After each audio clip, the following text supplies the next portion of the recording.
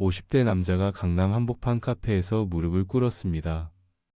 아니, 정확히는 무릎을 꿇지 않았지만 그보다 더한 굴복이었죠. 그 앞에 앉아있던 노인은 여유롭게 커피를 저으며 말했습니다. 이번 달까지 돈을 못 갚으면 특허를 넘기세요. 30년 연구의 결과가 한 문장으로 무너지는 순간이었습니다. 그리고 단 한 사람, 불과 몇 미터 떨어진 테이블에서 이 모든 걸 지켜보던 사람이 있었습니다. 바로 사위였죠. 그날 강남 한복판의 그 카페는 평범한 점심시간이었습니다. 노트북을 펴놓은 젊은 직장인들, 웃으며 사진을 찍는 커플들, 모두 각자의 삶에 몰두한 채 이곳에서 벌어질 비극을 눈치채지 못하고 있었죠. 하지만 창가 쪽 테이블에서는 한 남자의 인생이 무너지고 있었습니다. 아버지는 서 있었습니다. 앉으라는 말도 듣지 못한 채 두 손을 모으고 고개를 숙인 자세로 정장을 입고 계셨지만 소매는 해져 있었고 어깨는 축 늘어져 있었죠. 평생 남 앞에서 고개 숙이길 싫어하시던 분이었습니다. 공장에서 밤을 새우며 기술을 붙잡고 살아온 사람이었습니다. 그런 아버지가 지금 저 노인 앞에서 점점 작아지고 있었습니다. 장인어른은 달랐습니다. 여유롭게 다리를 꼬고 앉아 은색 스푼으로 커피를 천천히 저었죠. 그 손놀림은 마치 이미 승패를 알고 있는 사람처럼 느긋했습니다. 커피잔을 내려놓고 사위를 힐끗 보더니 낮고 차분한 목소리로 말했습니다. 이번 달까지 돈을 못 갚으면 특허를 넘기세요. 사위 얼굴 봐서 빚은 없는 걸로 하겠습니다. 마치 호의를 베푸는 것처럼 들렸지만 그 안에는 칼날이 숨겨져 있었습니다. 사위는 바로 옆 테이블에 앉아 있었습니다. 불과 몇 미터도 되지 않는 거리, 숨소리까지 들릴 정도였죠. 신문을 펴든 척했지만 글자는 눈에 들어오지 않았습니다. 심장이 귀까지 뛰어 올라왔습니다. 사실 사위는 이미 알고 있었습니다. 장인어른이 오래전부터 아버지 회사의 배터리 특허를 노리고 있다는 것을. 겉으로는 도와주겠다고 돈을 빌려주면서 뒤로는 은행권에 사람을 써서 추가 대출이 막히도록 만들었다는 것을. 선택지는 처음부터 하나뿐이었습니다. 버티다 망하든지 특허를 넘기든지. 이건 협상이 아니었습니다. 이미 포위된 상태였죠. 은행은 모두 막혔고 특허는 30년 연구의 결과였습니다. 직원들 월급, 가족 생계, 공장 기계 대출이자 모든 숫자가 아버지의 머릿속에서 뒤엉키고 있었습니다. 그리고 그 모든 게 계획된 사냥이었다는 것을 아버지만 모르고 계셨습니다. 아버지의 얼굴이 순간 하얗게 질렸습니다. 입술이 굳어 움직이지 않았죠. 손끝이 떨리며 컵받침에 잔이 부딪혀 짧은 소리를 냈습니다. 주변 손님들은 커피 머신 소리에 묻혀 그 미세한 균열을 눈치채지 못했습니다. 아버지는 눈을 감으셨습니다. 잠시 숨을 들이키셨습니다. 그리고 천천히 고개가 숙여졌습니다. 허리는 굽고 어깨가 떨렸습니다. 의자에 앉아있는 노인 앞에서 서 있던 사내가 점점 작아졌습니다. 무릎이 바닥에 닿지는 않았지만 그보다 더한 굴복이었습니다. 사위의 턱이 굳어졌습니다. 주먹을 쥔 손이 미세하게 떨렸죠. 아버지가 이렇게 몰려있는 모습을 처음 봤습니다. 평생 남 앞에서 고개 숙이길 싫어하던 사람이 지금 저렇게. 사위는 그 순간 속으로 외쳤습니다. 지금은 아니다. 아직은 아니다. 복수의 시간은 아직 오지 않았습니다. 하지만 반드시 올 것이었습니다. 그 노인이 끝내 몰랐던 것. 강남의 그 건물이 이미 자신의 이름이라는 것을. 장인어른은 조금도 목소리를 높이지 않았습니다. 그 차분함이 더 잔인했죠. 생각할 시간은 없습니다. 이번 달까지입니다. 마치 호의를 베푸는 것처럼 말했지만 실제로는 사형 선고나 다름없었습니다. 카페 안은 여전히 평화로웠습니다. 커피 머신 소리, 사람들의 웃음소리, 그 속에서 한 남자의 30년이 한 문장으로 무너지고 있었습니다. 그리고 이 모든 것이 처음부터 계획된 사냥이었다는 것을 그날 사위는 뼈저리게 깨달았습니다. 장인의 회사 건물은 강남에서도 눈에 띄는 대로변 한복판에 서 있었다. 유리 외벽에 비친 햇빛은 눈이 부실 만큼 번쩍였고 로비에는 값비싼 미술작품과 향긋한 커피 냄새가 가득했다. 하지만 사위에게 그 건물은 언제나 차갑고 낯선 성처럼 느껴졌다. 발을 들이는 순간부터 자신은 손님이 아니라 시험대에 오른 존재라는 걸 알 수 있었다. 강남 한복판 유리 건물. 그곳에서 한 남자는 매일 굴욕을 당했습니다. 회의실 구석 끝자리에 앉아 아무도 듣지 않는 말을 했고 집에 돌아가면 아내는 다른 남자와 통화했습니다.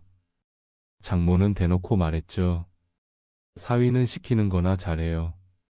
그의 아버지는 하청업체 대표였고 장인은 재벌처럼 군림했습니다. 하지만 아무도 몰랐습니다. 그 남자가 밤마다 무엇을 준비하고 있는지를, 10년 후 그 건물의 주인이 누가 될지를. 장인의 회사 건물은 강남에서도 눈에 띄는 대로변 한복판에 서 있었습니다. 유리 외벽에 비친 햇빛은 눈이 부실 만큼 번쩍였고 로비에는 값비싼 미술 작품과 향긋한 커피 냄새가 가득했습니다. 하지만 사위에게 그 건물은 언제나 차갑고 낯선 성처럼 느껴졌습니다. 발을 들이는 순간부터 자신은 손님이 아니라 시험대에 오른 존재라는 걸 알 수 있었죠. 매일 아침 그 건물에 들어서는 것은 전쟁터로 향하는 것과 같았습니다. 회의실에 들어서면 늘 같은 자리가 정해져 있었습니다. 임원들은 중앙 테이블에 앉았고 그는 늘 구석 끝자리에 앉았습니다. 자료를 준비해 와도 누구 하나 그의 쪽을 바라보지 않았습니다. 손을 들고 의견을 내려고 하면 장인 어른이 먼저 입을 열었죠. 됐네. 그건 우리가 알아서 하지. 그 말 한마디면 모든 시선이 다시 장인에게로 돌아갔습니다. 사위의 말은 회의 시작도 전에 사라졌습니다. 그는 노트에 아무 의미 없는 메모만 끄적이며 시간을 보냈습니다. 처가는 재벌처럼 군림하고 있었습니다. 계열사 사장들이 줄지어 인사를 하러 들어왔고 임원들은 장인어른 한마디에 고개를 끄덕였습니다. 반면 그의 아버지는 하청업체 대표였습니다.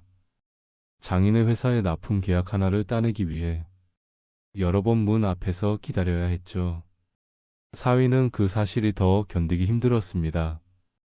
아버지가 고개 숙여 인사하는 모습을 복도 끝에서 지켜봐야 했던 그 순간들. 그것은 단순한 굴욕이 아니었습니다. 그것은 매일 반복되는 고문이었습니다. 집에 돌아가면 상황은 더 노골적이었습니다. 아내는 늘 친정편이었습니다. 저녁 식탁에서도 친척들이 모인 자리에서도 그의 말은 쉽게 끊겼습니다. 당신이 뭘 알아? 아버지가 알아서 하실 테니까 신경 쓰지 마. 그 말은 습관처럼 튀어나왔습니다. 웃으면서 했지만 그 안에는 깔보는 기색이 분명히 섞여 있었죠. 어느 날은 장모까지 나서서 한마디 던졌습니다. 사위는 회사 일에 욕심 부리지 말고 시키는 거나 잘해요. 그 말에 사위는 숟가락을 쥔 손에 힘을 줬습니다. 아무 말도 하지 못한 채 고개만 숙였습니다. 그리고 아내는 점점 집에 늦게 들어오기 시작했습니다. 휴대전화는 늘 뒤집어 놓았고 통화하러 베란다로 나갔습니다. 향수 냄새가 달라졌고 옷차림도 눈에 띄게 바뀌었습니다. 어느 밤 우연히 본 휴대전화 화면에 낯선 남자의 이름이 떠 있었습니다. 민재. 그는 아무 말도 하지 않았습니다. 묻지 않았습니다.